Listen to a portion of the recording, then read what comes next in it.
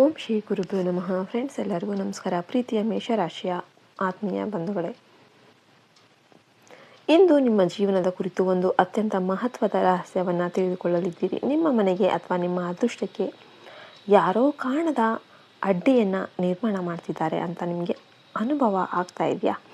ಎಷ್ಟೇ ಶ್ರಮಪಟ್ಟು ಕೂಡ ಕೆಲಸಗಳು ಕೊನೆ ಕ್ಷಣದಲ್ಲಿ ಕೈ ತಪ್ಪಿ ಹೋಗ್ತಾ ಇದೆ ಅಂತ ನಿಮಗೆ ಅನ್ನಿಸ್ತಾ ಇದೆಯಾ? ಮನೆಯಲ್ಲಿ ನೆಮ್ಮದಿ ಕಣ್ಮರೆ ಆಗ್ತಾ ಇದೆ ಅಂತ ನಿಮಗೆ ಅನ್ನಿಸ್ತಾ ಇದೆಯಾ? ಹಾಗಾದರೆ ಈ ವಿಡಿಯೋವನ್ನು ಕೊನೆವರೆಗೂ ಕೂಡ ತಪ್ಪದೇ ನೋಡಿ. ಯಾಕೆಂದರೆ ಕೊನೆ ಟೈಮಲ್ಲಿ ನಿಮಗೆ ಕೆಲವು ಸರಳ ಆಧ್ಯಾತ್ಮಿಕ ಕ್ರಮಗಳು ನಿಮ್ಮ ಜೀವನದಲ್ಲಿ ಹೊಸ ಬದಲಾವಣೆಗೆ ಕಾರಣ ಆಗಿರಬಹುದು. ಕೆಲವೊಮ್ಮೆ ನಮ್ಮ ಜೀವನದಲ್ಲಿ ಎಲ್ಲವೂ ಸರಿಯಾಗಿ ನಡೀತಾ ಇರುವಂತೆ ನಮಗೆ ಕಾಣುತ್ತೆ. ಆದರೆ ಇದ್ದಕ್ಕಿದ್ದಂತೆ ಅನಿರೀಕ್ಷಿತ ಸಮಸ್ಯೆಗಳು ಒಂದರ ಹಿಂದೆ ಒಂದರಂತೆ ಬರೋದಕ್ಕೆ ಆರಂಭ ಆಗುತ್ತೆ. ಆದಾಯ ಕಡಿಮೆ ಆಗ್ತಾ ಇದೆ, ಖರ್ಚುಗಳು ಹೆಚ್ಚಾಗ್ತಾ ಇದೆ, ಮನೆಯಲ್ಲಿ ಸಂತೋಷ ಮಾಯ ಆಗ್ತಾ ಇದೆ, ಯಾವುದೇ ಕೆಲಸ ಪೂರ್ಣ ಆಗ್ತಾ ಇಲ್ಲ. ಇಂಥ ಸಮಯದಲ್ಲಿ ಹಿರಿಯರು ಹೇಳುವ ಒಂದು ಮಾತಿದೆ: ಮನೆಯ ಮುಖ್ಯ ದ್ವಾರದಲ್ಲಿ ಸಕಾರಾತ್ಮಕ ಶಕ್ತಿ ಕುಂದಿದ್ರೆ ಮನೆಯೊಳಗಿನ ಸಮೃದ್ಧಿಯ ಹರಿವು ಕೂಡ ಕಡಿಮೆಯಾಗುತ್ತೆ ಅಂತ. ಫ್ರೆಂಡ್ಸ್, ನೀವು ವಿಡಿಯೋಗೆ ಇನ್ನೂ ಕೂಡ ಲೈಕ್ ಮಾಡಿಲ್ಲ ಅಂದರೆ ದಯವಿಟ್ಟು ಒಂದು ಲೈಕ್ ಮಾಡಿ, ಮತ್ತು ನಮ್ಮ ಚಾನಲ್ ಸಬ್ಸ್ಕ್ರೈಬ್ ಮಾಡಿಲ್ಲ ಅಂದರೆ ದಯವಿಟ್ಟು ಸಬ್ಸ್ಕ್ರೈಬ್ ಮಾಡಿ, ಮತ್ತು ಓಂ ಮಹಾಲಕ್ಷ್ಮಿ ನಮಃ ಅಂತ ಕಮೆಂಟ್ ಮಾಡಿ. ಆ ತಾಯಿಯ ಆಶೀರ್ವಾದ ನಿಮ್ಮ ಮನೆಗೆ ಯಾವಾಗಲೂ ಇರುತ್ತೆ. ನಿಮ್ಮ ಮನೆ ಸಮೃದ್ಧಿಯಿಂದ ತುಂಬಿ ತುಳುಕುತ್ತೆ. ಮನೆಯ ಮುಖ್ಯ ಬಾಗಿಲು ಏನಿದೆ ಅದು ಕೇವಲ ಪ್ರವೇಶ ದ್ವಾರವಲ್ಲ, ಸಾಕ್ಷಾತ್ ಮಹಾಲಕ್ಷ್ಮಿಯ ವಾಸಸ್ಥಾನ ಅಂತಲೇ ಹೇಳ್ಬಹುದು. ಅದು ಒಳ್ಳೆಯ ಶಕ್ತಿ, ಐಶ್ವರ್ಯ ಮತ್ತು ಶುಭದ ಸಂಕೇತ ಆಗಿರುತ್ತೆ. ಆದ್ದರಿಂದ ಆ ಸ್ಥಳವನ್ನು ಯಾವಾಗಲೂ ಸ್ವಚ್ಛವಾಗಿ, ಶುಭ್ರವಾಗಿ ಮತ್ತು ಪವಿತ್ರವಾಗಿ ಇರೋದು ಅತ್ಯಂತ ಮುಖ್ಯವಾಗಿರುತ್ತೆ. ಕೆಲವೊಮ್ಮೆ ನಿರ್ಲಕ್ಷ್ಯ, ಅಸ್ತವ್ಯಸ್ತತೆ ಅಥವಾ ನಕಾರಾತ್ಮಕ ವಾತಾವರಣ ಕೂಡ ನಿಮ್ಮ ಮನಸ್ಸಿನ ಮೇಲೆ ಪರಿಣಾಮ ಬೀರಬಹುದು. ಮೊದಲ ಲಕ್ಷಣ ಏನೆಂದರೆ, ಎಷ್ಟೇ ಕಷ್ಟಪಟ್ಟರೂ ಕೂಡ ಅದರ ಫಲ ನಿಮ್ಮ ಕೈ ಸೇರದೆ ಹೋಗೋದು. ಯಶಸ್ಸು ಸಿಗುವ ಮೊದಲೇ ಏನಾದರೂ ಅಡ್ಡಿ ಎದುರಾಗೋದು, ಬಂದ ಅವಕಾಶ ಕೈತಪ್ಪಿ ಹೋಗೋದು, ಇದು ಅನೇಕ ಮೇಷರಾಶಿಯವರು ಅನುಭವಿಸುವ ಸಂಗತಿಯಾಗಿರುತ್ತೆ. ಎರಡನೇ ಲಕ್ಷಣ ಅಂದರೆ, ಮನೆಯ ಸದಸ್ಯರಲ್ಲಿ ಒಬ್ಬರಿಂದ ಒಬ್ಬರಿಗೆ ಆರೋಗ್ಯ ಸಮಸ್ಯೆಗಳು ಕಾಣಿಸಿಕೊಳ್ಳೋದು, ಆಸ್ಪತ್ರೆ ಖರ್ಚುಗಳು ಹೆಚ್ಚಾಗೋದು, ಮನೆಯಲ್ಲಿ ಆತಂಕದ ವಾತಾವರಣ ನಿರ್ಮಾಣ ಆಗೋದು ಮತ್ತು ಮಾನಸಿಕ ಒತ್ತಡ ಹೆಚ್ಚಾಗೋದು. ಮೂರನೇ ಲಕ್ಷಣ ಏನು ಅಂದರೆ, ಸಣ್ಣ ವಿಷಯಕ್ಕೂ ಕೂಡ ಮನೆಯೊಳಗೆ ಜಗಳಗಳು ಹೆಚ್ಚಾಗೋದು, ಹಿಂದೆ ಸಂತೋಷದಿಂದ ಇದ್ದ ಕುಟುಂಬದಲ್ಲಿ ಅಸಮಾಧಾನ, ಕೋಪ ಮತ್ತು ತಪ್ಪು ಅರ್ಥಗಳು ಹೆಚ್ಚಾಗುತ್ತೆ. ಇಂತಹ ಸಮಯದಲ್ಲಿ ಮೊದಲು ಮನೆಯ ವಾತಾವರಣವನ್ನು ಬದಲಾಯಿಸೋದು ಮುಖ್ಯ. ಇದಕ್ಕಾಗಿ ಪ್ರತಿದಿನ ಬೆಳಿಗ್ಗೆ ಮನೆಯ ಮುಖ್ಯ ದ್ವಾರವನ್ನು ಸ್ವಚ್ಛಗೊಳಿಸಿ, ಸಾಧ್ಯವಾದರೆ ಗಂಗಾಜಲ ಅಥವಾ ತುಳಸಿ ನೀರನ್ನು ಸಿಂಪಡಿಸಿ, ಮನೆಯೊಳಗೆ ಅನಗತ್ಯ ವಸ್ತುಗಳನ್ನು ತೆಗೆದುಹಾಕಿ. ಸ್ವಚ್ಛತೆ ಮತ್ತು ಸಕಾರಾತ್ಮಕ ವಾತಾವರಣವು ಮನಸ್ಸಿಗೆ ಶಾಂತಿಯನ್ನು ನೀಡುತ್ತೆ. ಇನ್ನೊಂದು ಮುಖ್ಯ ವಿಷಯ ಏನಪ್ಪ ಅಂತಂದರೆ, ಪ್ರತಿಯೊಂದು ಪ್ಲ್ಯಾನ್ಗಳನ್ನು, ಯೋಜನೆಗಳನ್ನು, ನೀವು ಹಾಕುವ ಯೋಜನೆಗಳನ್ನು ಎಲ್ಲರೊಂದಿಗೂ ಕೂಡ ಹಂಚಿಕೊಳ್ಳೋದಕ್ಕೆ ಹೋಗಬೇಡಿ. ನಿಮ್ಮ ಕನಸುಗಳು, ಹೊಸ ಕೆಲಸಗಳು ಮತ್ತು ಯಶಸ್ಸಿನ ವಿಚಾರಗಳನ್ನು ಅಗತ್ಯ ಇರೋರಿಗೆ ಮಾತ್ರ ತಿಳಿಸಿ. ಕೆಲವೊಮ್ಮೆ ಅತಿಯಾದ ಪ್ರದರ್ಶನವೇ ಅನಗತ್ಯ ಸಮಸ್ಯೆಗಳಿಗೆ ಕಾರಣ ಆಗಬಹುದು. ಈ ವಿಡಿಯೋದಲ್ಲಿ ಹೇಳಿರುವ ವಿಷಯಗಳು ಆಧ್ಯಾತ್ಮಿಕ ನಂಬಿಕೆಗಳು ಮತ್ತು ಜೀವನದಲ್ಲಿ ಸಕಾರಾತ್ಮಕ ಅಭ್ಯಾಸಗಳನ್ನು ಬೆಳೆಸುವ ಉದ್ದೇಶದಿಂದ ಮಾತ್ರ ಆಗಿರುತ್ತೆ. ನೀವು ಈ ಕ್ರಮಗಳನ್ನು ಅನುಸರಿಸೋದ್ರಿಂದ ನಿಮ್ಮ ಮನೆಯಲ್ಲಿ ನೀವು ಇವನ್ನ ಕಂಟಿನ್ಯೂ ಅನುಸರಿಸಿದರೆ ಮನೆಯಲ್ಲಿ ಶಾಂತಿ, ಆತ್ಮವಿಶ್ವಾಸ ಮತ್ತು ಹೊಸ ಉತ್ಸಾಹ ಮೂಡಬಹುದು. ಮೇಷರಾಶಿಯವರೇ, ಈ ತಿಂಗಳು ನಿಮ್ಮ ಜೀವನದಲ್ಲಿ ಹೊಸ ಆರಂಭಕ್ಕೆ ಅವಕಾಶ ಇದೆ. ಆತುರ ಪಡದೆ ಧೈರ್ಯದಿಂದ ಮುಂದೆ ಸಾಗಿರಿ. ದೇವರ ಆಶೀರ್ವಾದ, ಒಳ್ಳೆಯ ಆಲೋಚನೆ ಮತ್ತು ನಿರಂತರ ಪರಿಶ್ರಮ ನಿಮ್ಮ ಜೀವನದ ಬಾಗಿಲುಗಳನ್ನು ತೆರೆಯುವ ನಿಜವಾದ ಕೀಲಿಕೈಗಳಾಗಿವೆ. ಮೇಷರಾಶಿಯವರೇ, ಈಗ ನಾನು ಹೇಳ್ತಾ ಇರುವ ವಿಷಯವನ್ನು ಅತ್ಯಂತ ಗಮನದಿಂದ ಆಲಿಸಿ. ಜೀವನದಲ್ಲಿ ಕೆಲವು ಸಂದರ್ಭಗಳ ನಿಮ್ಮನ್ನು ಪರೀಕ್ಷೆ ಮಾಡೋದಕ್ಕೆ ಬರುತ್ತೆ. ಈ ಪರೀಕ್ಷೆಗಳಲ್ಲಿ ಸೋಲು ಅಥವಾ ಗೆಲುವು ನಿಮ್ಮ ನಿರ್ಧಾರದ ಮೇಲೆ ಅವಲಂಬಿತ ಆಗಿರುತ್ತೆ. ಅನೇಕ ಬಾರಿ ನಾವು ನಮ್ಮ ನಿರ್ಧಾರಗಳ ಮೇಲೆ ಅವಲಂಬಿತ ಆಗಿರೋದ್ರಿಂದ ಅನೇಕ ಬಾರಿ ನಾವು ನಮ್ಮ ಅದೃಷ್ಟನೇ ಕೆಟ್ಟಿದೆ ಅಂತ ಭಾವಿಸ್ತೇವೆ. ಆದರೆ ನಿಜವಾಗಿ ಪರಿಶೀಲನೆ ಮಾಡಿದಾಗ ನಮ್ಮ ಕೆಲವು ಅಭ್ಯಾಸಗಳು, ಪ್ರಾಕ್ಟೀಸಸ್ ಮತ್ತು ತಪ್ಪು ನಿರ್ಧಾರಗಳೇ ನಮ್ಮ ಯಶಸ್ಸಿನ ಮಾರ್ಗದಲ್ಲಿ ಅಡ್ಡಿ ಆಗ್ತಾನೆ ಇರುತ್ತೆ. ಮೊದಲನೇದಾಗಿ ನಿಮ್ಮ ಮನಸ್ಸಲ್ಲಿರುವ ಭಯವನ್ನು ತ್ಯಜಿಸಿ. ಯಾವುದೇ ಕೆಲಸವನ್ನು ಆರಂಭಿಸುವ ಮೊದಲು ಇದು ಸಾಧ್ಯ ಇಲ್ಲ ಅಂತ ಯೋಚಿಸೋದು ಮೇಷರಾಶಿಯವರಿಗೆ ಈ ಸಮಯದಲ್ಲಿ ದೊಡ್ಡ ಅಡ್ಡಿಯಾಗಬಹುದು. ನಿಮ್ಮ ಆತ್ಮವಿಶ್ವಾಸನೇ ನಿಮ್ಮ ಪ್ರಮುಖ ಶಕ್ತಿ, ಅದನ್ನು ಎಂದಿಗೂ ಕಳೆದುಕೊಳ್ಬೇಡಿ. ಎರಡನೇದಾಗಿ, ನಿಮ್ಮ ಸುತ್ತಮುತ್ತ ಇರುವ ಜನರನ್ನು ಸರಿಯಾಗಿ ಗುರುತಿಸಿ ಐಡೆಂಟಿಫೈ ಮಾಡಬೇಕು. ಎಲ್ಲರೂ ನಿಮ್ಮ ಒಳಿತನ್ನೇ ಬಯಸ್ತಾರೆ ಅಂತ ನೀವು ನಂಬೇಡಿ. ಕೆಲವರು ನಿಮ್ಮ ಯಶಸ್ಸನ್ನು ನೋಡಿ ಸಂತೋಷ ಪಡಬಹುದು, ಆದರೆ ಕೆಲವರು ನಿಮ್ಮ ಪ್ರಗತಿಯನ್ನು ಸಹಿಸೋದಕ್ಕೆ ಆಗೋದಿಲ್ಲ. ಆದ್ದರಿಂದ ನಿಮ್ಮ ಮುಂದಿನ ಪ್ಲ್ಯಾನ್ಗಳೇನು, ಹೂಡಿಕೆಗಳೇನು ಅಥವಾ ಹೊಸ ಕಾರ್ಯಗಳ ಕುರಿತು ಅಗತ್ಯ ಇರೋರಿಗೆ ಮಾತ್ರ ತಿಳಿಸಿ. ಮೂರನೇದಾಗಿ, ನಿಮ್ಮ ಮನೆಯ ವಾತಾವರಣವನ್ನು ಸದಾ ಪಾಸಿಟಿವ್ ಆಗಿ ಕಾಪಾಡಿಕೊಳ್ಳಿ. ಪ್ರತಿದಿನ ಬೆಳಿಗ್ಗೆ ದೇವರ ಸ್ಮರಣೆ ಮಾಡಿ, ಮನೆಯ ಮುಖ್ಯ ಬಾಗಿಲಿನ ಬಳಿ ಸ್ವಚ್ಛತೆಯನ್ನು ಕಾಪಾಡಿ, ಸಂಜೆ ಒಂದು ದೀಪ ಹಚ್ಚಿ ದೇವರನ್ನು ಪ್ರಾರ್ಥನೆ ಮಾಡಿ. ಇಂಥ ಸಣ್ಣ ಸಣ್ಣ ಅಭ್ಯಾಸಗಳೇನಿದೆ ಮನಸ್ಸಿಗೆ ನೆಮ್ಮದಿ ನೀಡುವುದರ ಜೊತೆಗೆ ಮನೆಯಲ್ಲಿ ಕೂಡ ಉತ್ತಮ ವಾತಾವರಣವನ್ನು ನಿರ್ಮಿಸುತ್ತೆ. ಇನ್ನೊಂದು ಪ್ರಮುಖ ವಿಷಯ ಏನಪ್ಪ ಅಂದರೆ, ಹಣಕಾಸಿನ ವಿಚಾರದಲ್ಲಿ ಆತುರ ಪಡಬೇಡಿ. ಈ ಅವಧಿಯಲ್ಲಿ ದೊಡ್ಡ ಹೂಡಿಕೆ ಮಾಡುವ ಮುನ್ನ 2 ಬಾರಿ ಯೋಚನೆ ಮಾಡಿ. ಯಾರ ಮಾತಿಗೂ ಸುಲಭವಾಗಿ ನಂಬಿಕೆ ಇಟ್ಟು ಹಣ ನೀಡಬೇಡಿ. ನಿಮ್ಮ ಪರಿಶ್ರಮದಿಂದ ಗಳಿಸಿದ ಪ್ರತಿಯೊಂದು ರೂಪಾಯಿ ಕೂಡ ಮೌಲ್ಯ ನೀಡೋದನ್ನು ನೀವು ಕಲಿಯಿರಿ. ನೀವು ಕಳೆದ ಕೆಲವು ತಿಂಗಳುಗಳಿಂದ ಅನುಭವಿಸಿದ ತೊಂದರೆಗಳು ನಿಧಾನವಾಗಿ ಕಡಿಮೆಯಾಗುವ ಸೂಚನೆಗಳು ಕಾಣಿಸ್ತಾ ಇವೆ. ಆದರೆ ಅದಕ್ಕಾಗಿ ನೀವು ತಾಳ್ಮೆಯನ್ನು ಕಾಪಾಡಿಕೊಳ್ಬೇಕು. ನಿಮ್ಮ ಪ್ರಯತ್ನವನ್ನು ನಿಲ್ಲಿಸಬೇಡಿ. ಇಂದು ಕಾಣದ ಫಲ ನಾಳೆ ಖಂಡಿತವಾಗಿ ನಿಮ್ಮ ಕೈ ಸೇರಬಹುದು. ಕುಟುಂಬದ ಹಿರಿಯರ ಆಶೀರ್ವಾದವನ್ನು ಎಂದಿಗೂ ನಿರ್ಲಕ್ಷ್ಯ ಮಾಡಬೇಡಿ. ಅವರ ಮಾತುಗಳನ್ನು ಜೀವನದ ಅನುಭವ ಅಡಗಿರುತ್ತೆ. ಅವರು ಏನು ಮಾತಾಡ್ತಾರೆ, ಅವರು ಸುಮ್ಮನೆ ಅವೆಲ್ಲ ಮಾತುಗಳೆಲ್ಲ ಅನುಭವ. ಅವರ ಆಶೀರ್ವಾದ ನಿಮ್ಮ ಮನೆಯಲ್ಲಿ ಶಾಂತಿ ಮತ್ತು ಸಮೃದ್ಧಿಯನ್ನು ಹೆಚ್ಚಿಸಲು ಸಹಾಯಕ ಆಗ್ಬೋದು. ಈ ಸಮಯದಲ್ಲಿ ಪ್ರತಿ ಮಂಗಳವಾರ ಹನುಮಂತನ ದರ್ಶನ ಮಾಡೋದು, ಸಾಧ್ಯವಾದರೆ ಹನುಮಾನ್ ಚಾಲೀಸ ಅಥವಾ ನಿಮ್ಮ ಇಷ್ಟದ ದೇವರ ಸ್ತೋತ್ರವನ್ನು ಭಕ್ತಿಯಿಂದ ಪಠಿಸೋದು ಮನಸ್ಸಿಗೆ ಧೈರ್ಯ ಮತ್ತು ಆತ್ಮವಿಶ್ವಾಸವನ್ನು ನೀಡಬಹುದು. ಜೊತೆಗೆ ಅಗತ್ಯ ಇರೋರಿಗೆ ಸಹಾಯ ಮಾಡುವ ಗುಣವನ್ನು ಬೆಳೆಸಿಕೊಳ್ಳಿ. ಒಳ್ಳೆಯ ಕರ್ಮಗಳು ಜೀವನದಲ್ಲಿ ಉತ್ತಮ ಫಲಗಳನ್ನು ತರುತ್ತೆ. ಮೇಷರಾಶಿಯವರೇ, ನಿಮ್ಮ ಜೀವನದ ಹೊಸ ಅಧ್ಯಾಯ ಈಗ ಆರಂಭ ಆಗ್ತಾ ಇದೆ. ಕಳೆದ ನೋವನ್ನು ಮರೆತು ಹೊಸ ಗುರಿಯತ್ತ ಹೆಜ್ಜೆ ಹಾಕಿ. ದೇವರ ಕೃಪೆ, ನಿಮ್ಮ ಪರಿಶ್ರಮ ಮತ್ತು ಸಕಾರಾತ್ಮಕ ಮನೋಭಾವ ಒಂದಾಯಿತು ಅಂದರೆ ಯಾವುದೇ ಬಾಗಿಲು ನಿಮಗೆ ಶಾಶ್ವತವಾಗಿ ಮುಚ್ಚಿರೋದಕ್ಕೆ ಸಾಧ್ಯ ಇಲ್ಲ. ನಿಮ್ಮ ಅದೃಷ್ಟವನ್ನು ಇನ್ನಷ್ಟು ಬಲಪಡಿಸುವ ಕೆಲವು ವಿಶೇಷ ಮತ್ತು ನೀವು ತಪ್ಪದೇ ಪಾಲಿಸಬೇಕಾದ ವಿಚಾರಗಳು ಮುಂದಿನ ಭಾಗದಲ್ಲಿ ಇವೆ. ಅದಕ್ಕೋಸ್ಕರ ನೀವು ವಿಡಿಯೋವನ್ನು ಸ್ಕಿಪ್ ಮಾಡಬೇಡಿ, ಕೊನೆಯವರೆಗೂ ಕೂಡ ನೋಡಿ. ಮೇಷರಾಶಿಯವರೇ, ಈಗ ನಾನು ಹೇಳಲಿರುವ ವಿಷಯ ನಿಮ್ಮ ಜೀವನದಲ್ಲಿ ದೊಡ್ಡ ತಿರುವನ್ನು ತರಬಹುದು. ಅನೇಕ ಜನರು ಒಂದು ತಪ್ಪು ಮಾಡ್ತಾರೆ. ಸಮಸ್ಯೆ ಬಂದಾಗ ಅದರ ಕಾರಣವನ್ನು ಹೊರಗಡೆ ಹುಡುಕ್ತಾರೆ. ಆದರೆ ನಿಜವಾದ ಬದಲಾವಣೆ ಆರಂಭವಾಗುವುದು ನಮ್ಮ ಆಲೋಚನೆ ಮತ್ತು ನಡವಳಿಕೆಯಿಂದ. ನಿಮ್ಮೊಳಗಿನ ಧೈರ್ಯ ಎಷ್ಟು ಗಟ್ಟಿಯಾಗಿರುತ್ತೋ ಅಷ್ಟು ಬೇಗ ನಿಮ್ಮ ಜೀವನದಲ್ಲೂ ಕೂಡ ಉತ್ತಮ ಅವಕಾಶಗಳು ಕಾಣಿಸಿಕೊಳ್ಳೋದಕ್ಕೆ ಆರಂಭ ಆಗುತ್ತೆ. ಈ ಸಮಯದಲ್ಲಿ ನಿಮ್ಮ ಮನೆಗೆ ಬರುವ ಪ್ರತಿಯೊಬ್ಬರ ಮೇಲೂ ಕೂಡ ನೀವು ಸಂಪೂರ್ಣ ನಂಬಿಕೆ ಇಡಬೇಡಿ. ನಿಮ್ಮ ಮನೆಯಲ್ಲಿ ಯಾವಾಗಲೂ ಸಂತೋಷದ ವಾತಾವರಣವನ್ನು ಉಳಿಸಿಕೊಳ್ಳೋದಕ್ಕೆ ಪ್ರಯತ್ನ ಮಾಡಿ. ಕೋಪ, ಅಸೂಯೆ ಮತ್ತು ನಿರಂತರ ಜಗಳಗಳು ಯಶಸ್ಸಿನ ನೆಮ್ಮದಿಯನ್ನು ಕಸಿದುಕೊಳ್ಳುತ್ತೆ. ಆದ್ದರಿಂದ ಪ್ರತಿದಿನ ಕೆಲವು ನಿಮಿಷ ದೇವರ ಧ್ಯಾನಕ್ಕೆ ಮೀಸಲಿಡಿ. ಕುಟುಂಬದ ಸದಸ್ಯರೊಂದಿಗೆ ಪ್ರೀತಿಯಿಂದ ಮಾತನಾಡಿ.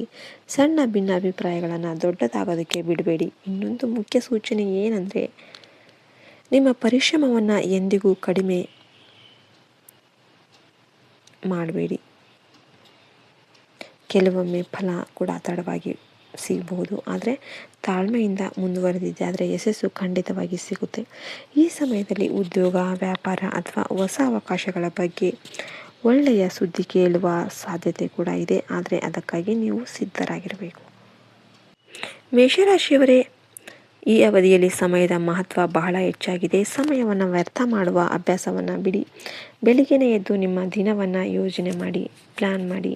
ಯಾವುದೇ ಕೆಲಸವನ್ನು ಅರ್ಧದಲ್ಲಿ ಬಿಡಬೇಡಿ. ನೀವು ಆರಂಭಿಸಿದ ಕೆಲಸವನ್ನು ಪೂರ್ಣಗೊಳಿಸುವ ಸಂಕಲ್ಪ ಮಾಡಿಕೊಂಡ್ರೆ ನಿಮ್ಮ ಆತ್ಮವಿಶ್ವಾಸ ಹೆಚ್ಚಾಗುತ್ತೆ. ಹಣದ ವಿಷಯದಲ್ಲಿ ಒಂದು ಎಚ್ಚರಿಕೆ ಅಗತ್ಯ. ಆಕರ್ಷಕ ಲಾಭದ ಮಾತುಗಳನ್ನು ಕೇಳಿ ಯಾವುದೇ ನಿರ್ಧಾರ ತೆಗೆದುಕೊಳ್ಬೇಡಿ. ಪ್ರತಿಯೊಂದು ನಿರ್ಧಾರವನ್ನು ಯೋಚನೆ ಮಾಡಿ ತೆಗೆದುಕೊಳ್ಳಿ. ನಿಮ್ಮ ಪರಿಶ್ರಮದಿಂದ ಬಂದ ಹಣವನ್ನು ಸರಿಯಾದ ರೀತಿಯಲ್ಲಿ ಬಳಸಿದರೆ ಮುಂದಿನ ದಿನಗಳಲ್ಲಿ ಆರ್ಥಿಕ ಸ್ಥಿರತೆ ಹೆಚ್ಚಾಗಬಹುದು. ಆಧ್ಯಾತ್ಮಿಕವಾಗಿ ನಿಮ್ಮನ್ನು ಬಲಪಡಿಸಿಕೊಳ್ಳುವುದು ಮುಖ್ಯವಾಗಿರುತ್ತೆ. ಪ್ರತಿದಿನ ಬೆಳಿಗ್ಗೆ ದೇವರ ನಾಮಸ್ಮರಣೆ ಮಾಡಿ. ಸಾಧ್ಯವಾದರೆ ಮಂಗಳವಾರ ಅಥವಾ ಭಾನುವಾರ ದೇವಾಲಯಕ್ಕೆ ಭೇಟಿ ನೀಡಿ. ನಿಮ್ಮ ಮನಸ್ಸು ಶಾಂತವಾಗಿದ್ದರೆ ಕಠಿಣ ನಿರ್ಧಾರಗಳನ್ನು ಕೂಡ ಸರಿಯಾಗಿ ತೆಗೆದುಕೊಳ್ಳೋದಕ್ಕೆ ಸಾಧ್ಯ ಆಗುತ್ತೆ. ಮೇಷರಾಶಿಯವರೇ, ಒಂದು ವಿಷಯವನ್ನು ಎಂದಿಗೂ ಮರಿಬೇಡಿ. ಜೀವನದಲ್ಲಿ ಬಂದ ಪ್ರತಿಯೊಂದು ಕಷ್ಟ ಕೂಡ ನಿಮ್ಮನ್ನು ದುರ್ಬಲಗೊಳಿಸಲು ಅಲ್ಲ, ಇನ್ನಷ್ಟು ಬಲಿಷ್ಠ ಆಗಿ ಮಾಡೋದಕ್ಕೆ ಬರ್ತಾ ಇದೆ. ಇಂದು ನೀವು ಅನುಭವಿಸುತ್ತಿರುವ ಸಂಕಷ್ಟ ನಾಳೆ ನಿಮ್ಮ ಯಶಸ್ಸಿನ ಕಥೆಯಾಗಬಹುದು. ಆದ್ದರಿಂದ ನಿರಾಸೆಗೆ ಅವಕಾಶ ಕೊಡಬೇಡಿ. ನಿಮ್ಮ ಗುರಿಯತ್ತ ದೃಢವಾಗಿ ಸಾಗಿರಿ.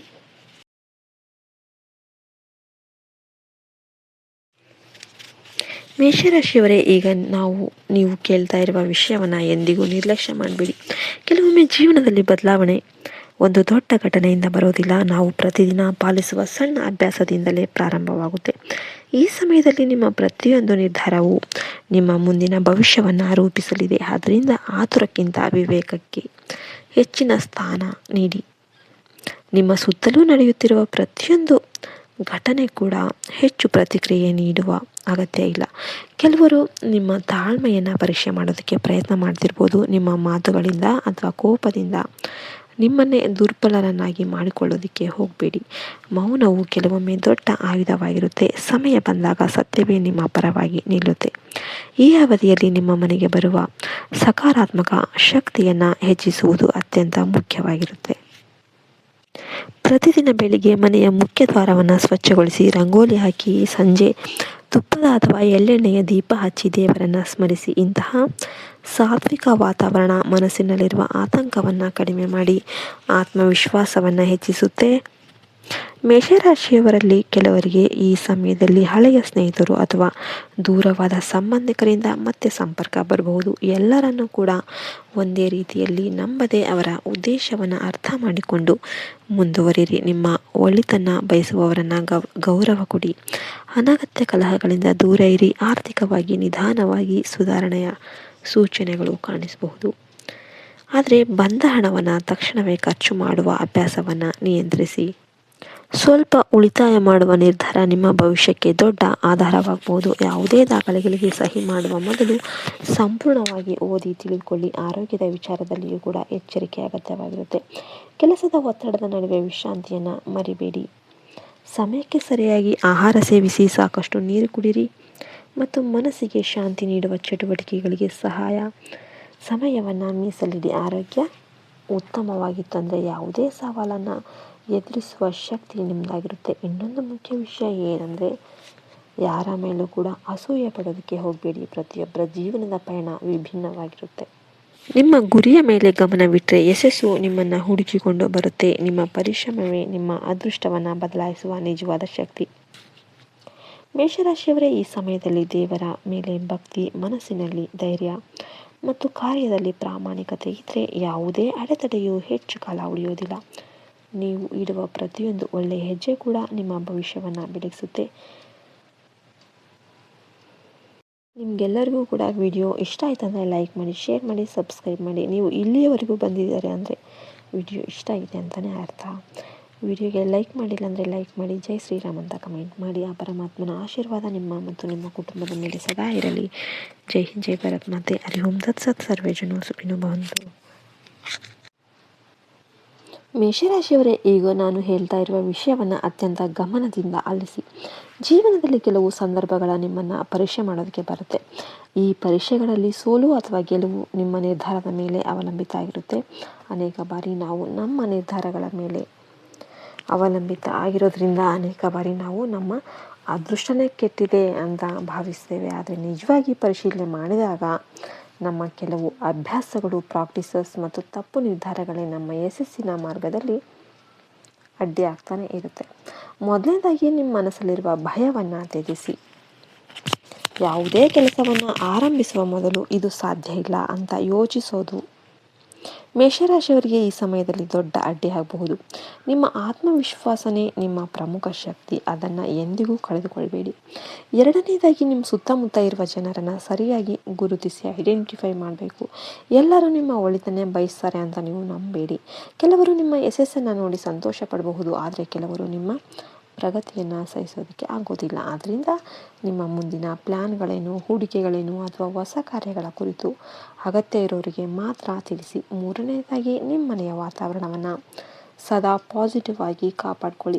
ಪ್ರತಿದಿನ ಬೆಳಿಗ್ಗೆ ದೇವರ ಸ್ಮರಣೆ ಮಾಡಿ, ಮನೆಯ ಮುಖ್ಯ ಬಾಗಿಲಿನ ಬಳಿ ಸ್ವಚ್ಛತೆಯನ್ನು ಕಾಪಾಡಿ, ಸಂಜೆ ಒಂದು ದೀಪ ಹಚ್ಚಿ ದೇವರನ್ನು ಪ್ರಾರ್ಥನೆ ಮಾಡಿ. ಇಂಥ ಸಣ್ಣ ಸಣ್ಣ ಅಭ್ಯಾಸಗಳೇನಿದೆ ಮನಸ್ಸಿಗೆ ನೆಮ್ಮದಿ ನೀಡುವುದರ ಜೊತೆಗೆ ಮನೆಯಲ್ಲಿ ಕೂಡ ಉತ್ತಮ ವಾತಾವರಣವನ್ನು ನಿರ್ಮಿಸುತ್ತೆ. ಇನ್ನೊಂದು ಪ್ರಮುಖ ವಿಷಯ ಏನಪ್ಪ ಅಂದರೆ, ಹಣಕಾಸಿನ ವಿಚಾರದಲ್ಲಿ ಆತುರ ಪಡಬೇಡಿ. ಈ ಅವಧಿಯಲ್ಲಿ ದೊಡ್ಡ ಹೂಡಿಕೆ ಮಾಡುವ ಮುನ್ನ 2 ಬಾರಿ ಯೋಚನೆ ಮಾಡಿ. ಯಾರ ಮಾತಿಗೂ ಸುಲಭವಾಗಿ ನಂಬಿಕೆ ಇಟ್ಟು ಹಣ ನೀಡಬೇಡಿ. ನಿಮ್ಮ ಪರಿಶ್ರಮದಿಂದ ಗಳಿಸಿದ ಪ್ರತಿಯೊಂದು ರೂಪಾಯಿ ಕೂಡ ಮೌಲ್ಯ ನೀಡೋದನ್ನು ನೀವು ಕಲಿಯಿರಿ. ನೀವು ಕಳೆದ ಕೆಲವು ತಿಂಗಳುಗಳಿಂದ ಅನುಭವಿಸಿದ ತೊಂದರೆಗಳು ನಿಧಾನವಾಗಿ ಕಡಿಮೆಯಾಗುವ ಸೂಚನೆಗಳು ಕಾಣಿಸ್ತಾ ಇವೆ. ಆದರೆ ಅದಕ್ಕಾಗಿ ನೀವು ತಾಳ್ಮೆಯನ್ನು ಕಾಪಾಡಿಕೊಳ್ಬೇಕು. ನಿಮ್ಮ ಪ್ರಯತ್ನವನ್ನು ನಿಲ್ಲಿಸಬೇಡಿ. ಇಂದು ಕಾಣದ ಫಲ ನಾಳೆ ಖಂಡಿತವಾಗಿ ನಿಮ್ಮ ಕೈ ಸೇರಬಹುದು. ಕುಟುಂಬದ ಹಿರಿಯರ ಆಶೀರ್ವಾದವನ್ನು ಎಂದಿಗೂ ನಿರ್ಲಕ್ಷ್ಯ ಮಾಡಬೇಡಿ. ಅವರ ಮಾತುಗಳನ್ನು ಜೀವನದ ಅನುಭವ ಅಡಗಿರುತ್ತೆ. ಅವರು ಏನು ಮಾತಾಡ್ತಾರೆ, ಅವರು ಸುಮ್ಮನೆ ಅವೆಲ್ಲ ಮಾತುಗಳೆಲ್ಲ ಅನುಭವ. ಅವರ ಆಶೀರ್ವಾದ ನಿಮ್ಮ ಮನೆಯಲ್ಲಿ ಶಾಂತಿ ಮತ್ತು ಸಮೃದ್ಧಿಯನ್ನು ಹೆಚ್ಚಿಸಲು ಸಹಾಯಕ ಆಗ್ಬೋದು. ಈ ಸಮಯದಲ್ಲಿ ಪ್ರತಿ ಮಂಗಳವಾರ ಹನುಮಂತನ ದರ್ಶನ ಮಾಡೋದು, ಸಾಧ್ಯವಾದರೆ ಹನುಮಾನ್ ಚಾಲೀಸ ಅಥವಾ ನಿಮ್ಮ ಇಷ್ಟದ ದೇವರ ಸ್ತೋತ್ರವನ್ನು ಭಕ್ತಿಯಿಂದ ಪಠಿಸೋದು ಮನಸ್ಸಿಗೆ ಧೈರ್ಯ ಮತ್ತು ಆತ್ಮವಿಶ್ವಾಸವನ್ನು ನೀಡಬಹುದು. ಜೊತೆಗೆ ಅಗತ್ಯ ಇರೋರಿಗೆ ಸಹಾಯ ಮಾಡುವ ಗುಣವನ್ನು ಬೆಳೆಸಿಕೊಳ್ಳಿ. ಒಳ್ಳೆಯ ಕರ್ಮಗಳು ಜೀವನದಲ್ಲಿ ಉತ್ತಮ ಫಲಗಳನ್ನು ತರುತ್ತೆ. ಮೂರನೆಯದಾಗಿ, ನಿಮ್ಮ ಮನೆಯ ವಾತಾವರಣವನ್ನು ಸದಾ ಪಾಸಿಟಿವ್ ಆಗಿ ಕಾಪಾಡಿಕೊಳ್ಳಿ. ಪ್ರತಿದಿನ ಬೆಳಿಗ್ಗೆ ದೇವರ ಸ್ಮರಣೆ ಮಾಡಿ, ಮನೆಯ ಮುಖ್ಯ ಬಾಗಿಲಿನ ಬಳಿ ಸ್ವಚ್ಛತೆಯನ್ನು ಕಾಪಾಡಿ, ಸಂಜೆ ಒಂದು ದೀಪ ಹಚ್ಚಿ ದೇವರನ್ನು ಪ್ರಾರ್ಥನೆ ಮಾಡಿ. ಇಂಥ ಸಣ್ಣ ಸಣ್ಣ ಅಭ್ಯಾಸಗಳೇನಿದೆ ಮನಸ್ಸಿಗೆ ನೆಮ್ಮದಿ ನೀಡುವುದರ ಜೊತೆಗೆ ಮನೆಯಲ್ಲಿ ಕೂಡ ಉತ್ತಮ ವಾತಾವರಣವನ್ನು ನಿರ್ಮಿಸುತ್ತೆ. ಇನ್ನೊಂದು ಪ್ರಮುಖ ವಿಷಯ ಏನಪ್ಪ ಅಂದರೆ, ಹಣಕಾಸಿನ ವಿಚಾರದಲ್ಲಿ ಆತುರ ಪಡಬೇಡಿ. ಈ ಅವಧಿಯಲ್ಲಿ ದೊಡ್ಡ ಹೂಡಿಕೆ ಮಾಡುವ ಮುನ್ನ 2 ಬಾರಿ ಯೋಚನೆ ಮಾಡಿ. ಯಾರ ಮಾತಿಗೂ ಸುಲಭವಾಗಿ ನಂಬಿಕೆ ಇಟ್ಟು ಹಣ ನೀಡಬೇಡಿ. ನಿಮ್ಮ ಪರಿಶ್ರಮದಿಂದ ಗಳಿಸಿದ ಪ್ರತಿಯೊಂದು ರೂಪಾಯಿ ಕೂಡ ಮೌಲ್ಯ ನೀಡೋದನ್ನು ನೀವು ಕಲಿಯಿರಿ. ನೀವು ಕಳೆದ ಕೆಲವು ತಿಂಗಳುಗಳಿಂದ ಅನುಭವಿಸಿದ ತೊಂದರೆಗಳು ನಿಧಾನವಾಗಿ ಕಡಿಮೆಯಾಗುವ ಸೂಚನೆಗಳು ಕಾಣಿಸ್ತಾ ಇವೆ. ಆದರೆ ಅದಕ್ಕಾಗಿ ನೀವು ತಾಳ್ಮೆಯನ್ನು ಕಾಪಾಡಿಕೊಳ್ಬೇಕು. ನಿಮ್ಮ ಪ್ರಯತ್ನವನ್ನು ನಿಲ್ಲಿಸಬೇಡಿ. ಇಂದು ಕಾಣದ ಫಲ ನಾಳೆ ಖಂಡಿತವಾಗಿ ನಿಮ್ಮ ಕೈ ಸೇರಬಹುದು. ಕುಟುಂಬದ ಹಿರಿಯರ ಆಶೀರ್ವಾದವನ್ನು ಎಂದಿಗೂ ನಿರ್ಲಕ್ಷ್ಯ ಮಾಡಬೇಡಿ. ಅವರ ಮಾತುಗಳನ್ನು ಜೀವನದ ಅನುಭವ ಅಡಗಿರುತ್ತೆ. ಅವರು ಏನು ಮಾತಾಡ್ತಾರೆ, ಅವರು ಸುಮ್ಮನೆ ಅವೆಲ್ಲ ಮಾತುಗಳೆಲ್ಲ ಅನುಭವ. ಅವರ ಆಶೀರ್ವಾದ ನಿಮ್ಮ ಮನೆಯಲ್ಲಿ ಶಾಂತಿ ಮತ್ತು ಸಮೃದ್ಧಿಯನ್ನು ಹೆಚ್ಚಿಸಲು ಸಹಾಯಕ ಆಗ್ಬೋದು.